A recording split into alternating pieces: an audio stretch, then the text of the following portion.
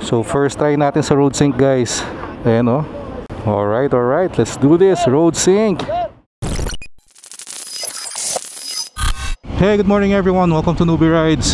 So for today's video, we're on our way to Honda Safety Driving Center. A-attend tayo ng test ride event ng the all-new Honda PCX 160. So doon sa hindi pa nakakita ng bagong PCX, check nyo yung latest video ko. So diniscuss ko na doon kung anong difference ng bago, ano yung road sync, ano yung standard. Pero this time, natitest ride na natin. Ayan o, Honda Safety Driving Center. Exciting to. Newbie Rides po. Yeah. Salamat po. Dito tayo sa lilim. Alright, so doon sa mga interesado sa bagong Honda PCX 160, you need to watch this video. Alright, good morning Honda Safety Driving Center. Ayun na, yung mga bagong PCX 160 naka-ready na. Pero attend muna tayo ng program. Let's go. Hi, good morning. Good morning, madams. Good morning. Alright, so we're number 28 sa test ride. Honda goodies as usual. Thank you, Honda. Good morning, ladies and gentlemen. Hello. Morning. It is my great pleasure to welcome all of you here in this momentous event. I am sure that everybody is already excited to witness the unveiling of this truly exceptional motorcycle, the latest motorcycle from Honda. All right, ladies and gentlemen, the all-new PCX 160 in road sync time in matte gunpowder black metallic.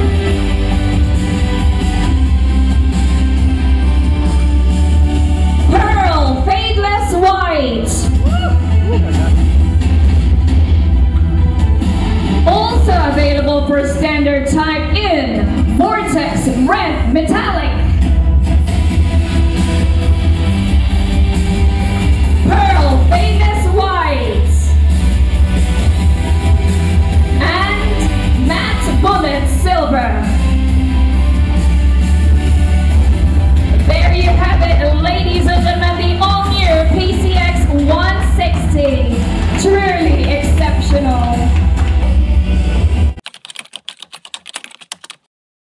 Integrating this new styling concept, we make the body design more connected from the front, going to the rear, giving a sense of solid luxury as well as strength. Meanwhile, the rear bottom line was slightly raised and lightened, emphasizing a sporty and active impression. The all-new PCX 160 now features a redesigned LED headlight that gives the front profile an active and aggressive look, while the taillight adopts a modern and sleek design. The all-new PCX 160 is powered by a 157cc 4-valve liquid-cooled ESP Plus engine, delivering high power output while maintaining excellent fuel efficiency. This time we have integrated the Honda Road Sync system, a technology used in Honda big bikes, into the all-new PCX 160. This gives our riders access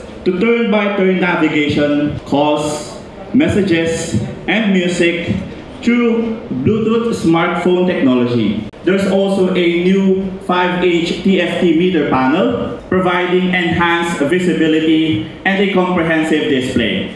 It is paired with a new multifunction switch for convenient operation and intuitive operation. Also, we are introducing a new sub-tank rear suspension, improving riding comfort, enhanced damping performance, and load handling. There's also a new passing light switch located at the left handlebar for enhanced safety and better visibility when overtaking. And to support modern devices, we also offer a new USB Type-C charger for higher power output and fast charging. The all-new PCX 160 Road Sync type will be available in two colors. We have the matte gunpowder black metallic and the pearl fadeless white, with a suggested retail price of 154,900 pesos. The all-new PCX 160 standard type will be available in three colors, which is the Vortex red metallic, the matte bullet silver, and the pearl fadeless white, with a suggested retail price of 133,400 pesos. Alright, so we're on our way sa test ride area. Kaso panghuli pa tayo magte-test ride. Mga Honda Big Boss sa Sila yung unang magte-test ride ng bagong PCX 160.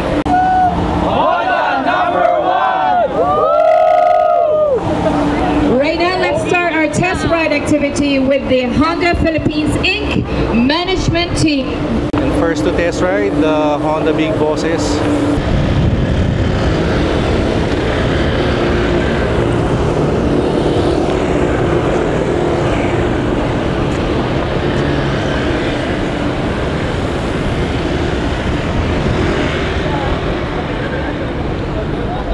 Alright, so medyo mainit ngayon pero a good day to have a test ride. Galing pala bumaking yung mga Honda Big Boss, no? Ito na pala yung bago, the all new PCX 160. Pero ito yung standard version kasi hindi pa TFT. Ito rin yung old na switches. Yung bago kasi, bago na yung mga switch, yung pang big bike na. And may 5-inch TFT na rin. Oh, grabe, sobrang init ngayon. Pero mas okay nang maaraw kaysa umuulan, di ba? Sir Boyet! Ikaw na? Next ka na? Hold muna po. Ang proseso pala guys, tinetest ride muna na itong old. Hold, bago yun. Road sync matatry ng lahat.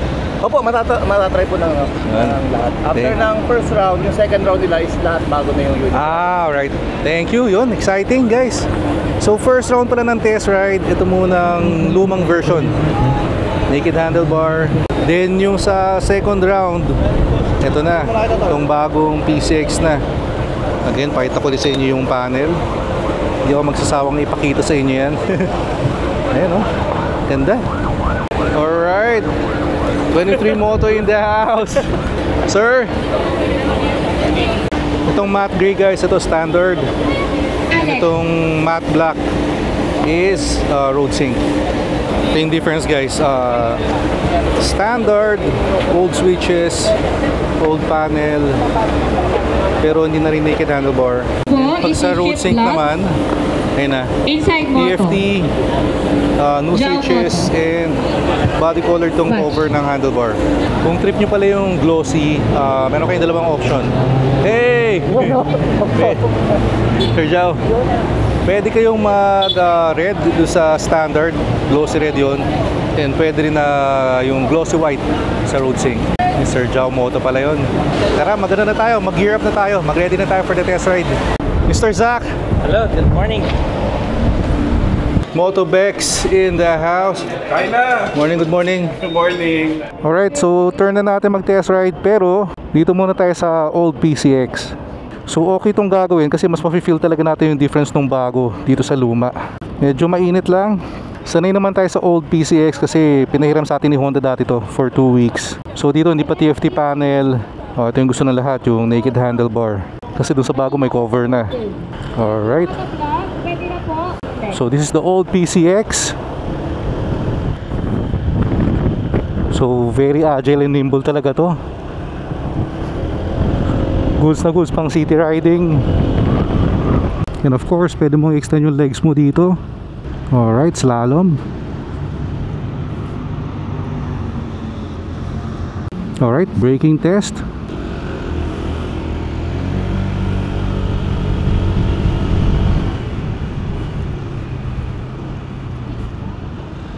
Alright. Napaga yung braking natin doon pero napakalakas din talaga ng brake nitong PCX. Alright, speed test.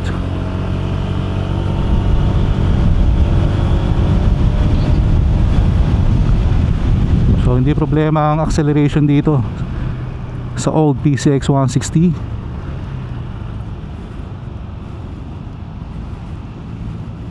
May off-road pa.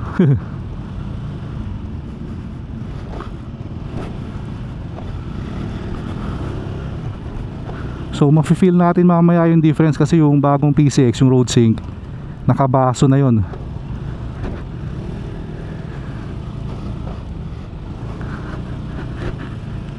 Oh, low speed naman tayo dito. Tingnan natin kung kaya natin mabagal guys.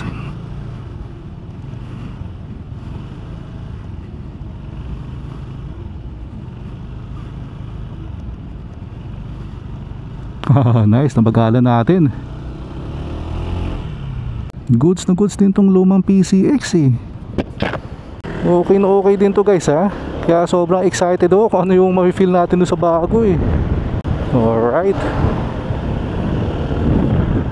So very good experience dito sa old PCX. So tingnan natin. Dito tayo sa black. Alright, matte black. So parang ADV lang natin. Init. So first try natin sa road sync, guys. Ayan Alright, let's do this. Road sync. In terms of seat height, parang same lang naman. Alright. Same naman ng makina itong luma at itong bagong PCX. So in terms of power, I doubt na may mafe-feel tayo. Pero ang narinig ko so far doon sa mga nauna is talagang sobrang ganda raw ng handling nito. Pero so far yung TFT panel talaga, kahit pataas yung sikat ng araw, napakalinaw. And although fan ako ng naked handlebar, okay sa akin itong may cover. So far yung handling nitong bago feels very refined. Okay, braking test. Saan ba mag-brake? Nagpayak pa ng konti So again, confidence inspiring tong brake nito. Solid. Sa mga nagsasabi na isa lang ang ABS ng PCX, hindi naman 200 ang tatakbuhin mo dito. Goods na to. Front ABS, tapos may HSTC, Honda Selectable Torque Control. For me, it's a very good combination.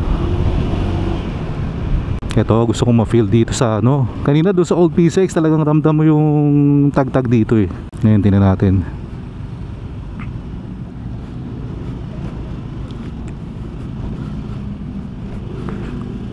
Oo nga To be honest kasi sobrang lala ng mga humps na to Doon sa kanina, ramdam ko sa lower back ko yung tagtag Dito mas mild.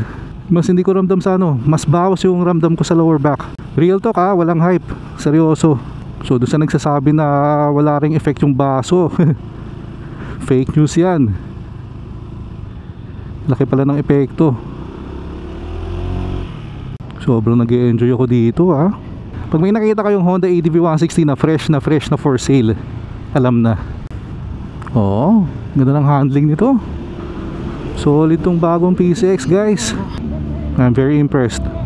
And again, yung panel pa lang, sarap mag-ride pag ito yung nakikita mo lagi. And although matte color to, kita nyo may pagka-metallic Ayun, I'm not sure kung kita sa camera, pero in person, sobrang kitang-kita mo yung itong pagka-metallic. I like it very much. Alright. So anong take ko dito sa Honda PCX 160 Road Sync? For me, 2 thumbs up. Kung in the market kayo for a scooter, nako, hindi na pinag-iisipan yan. Sir? Okay? Ganda, solid to. Yung baso. Ito, malaking bagay pala talaga to. Ganda nitong white, Ito talaga may spark sa akin, itong white na road sync.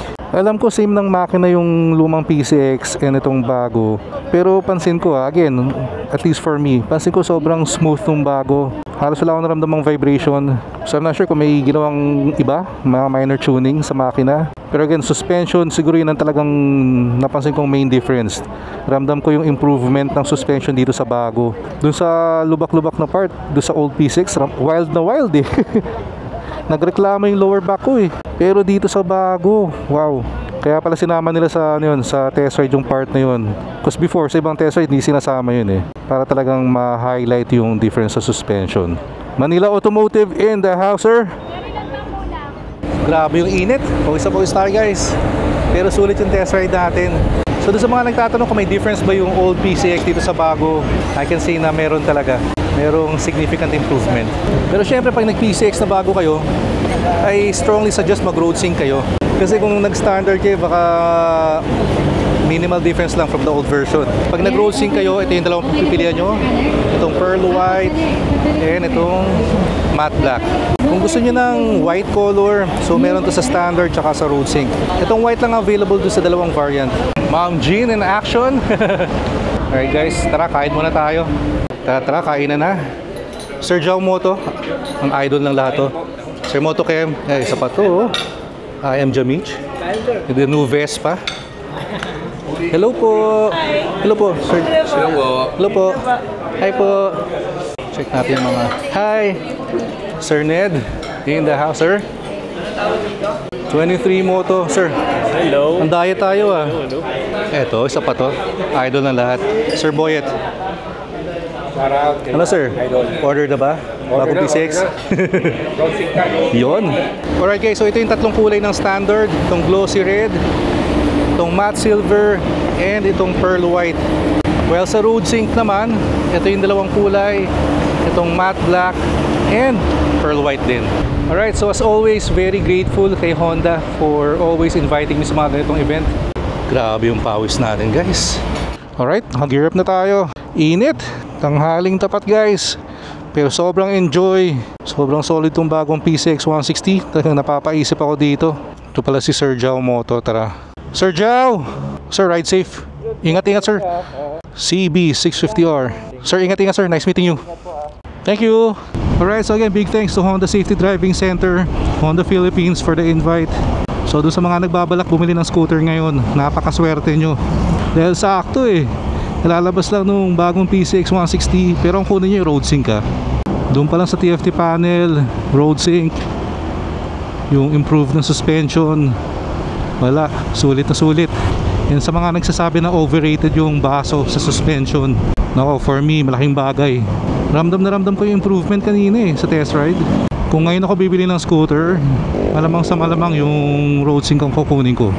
Pero ang balita, may lalabas din doon na road sync ng bagong ADV 160 naman. So pag nangyari yun, ako dami magbibenta ng ADV 160 ngayon. For me kasi laking bagay pag maganda yung panel mo pag TFT, kasi lagi mo nakikita yan pag nag-ride ka eh. Yung tinanong ko nga kanina kung same ba yung makina ng PCX 160, kinonfirm ko same naman daw. Kasi napansin ko napaka-smooth nung bago. Wala akong naramdamang vibration. Siguro kasi bago, no? And doon sa mga nagtatanong kung pwede yung PCX 160 sa beginners, mga first scooter, first motorcycle, ako, goods na goods yun. Kasi sobrang baba ng seat height ng PCX.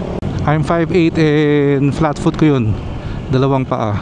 Alright, and gusto ko nga pala magpasalamat sa inyo kasi 18,000 subscribers na tayo sa YouTube channel natin. Pero dun sa mga hindi pa nakasubscribe dyan, baka naman please click the subscribe button below and like and share the video. So sana nakatulong to video natin sa mga nagbabalak bumili ng bagong PCX 160. And maraming salamat sa mga sumama sa atin today. Kita kayo sa next video. Ingat kayo lahat palagi. Always ride safe. Peace out.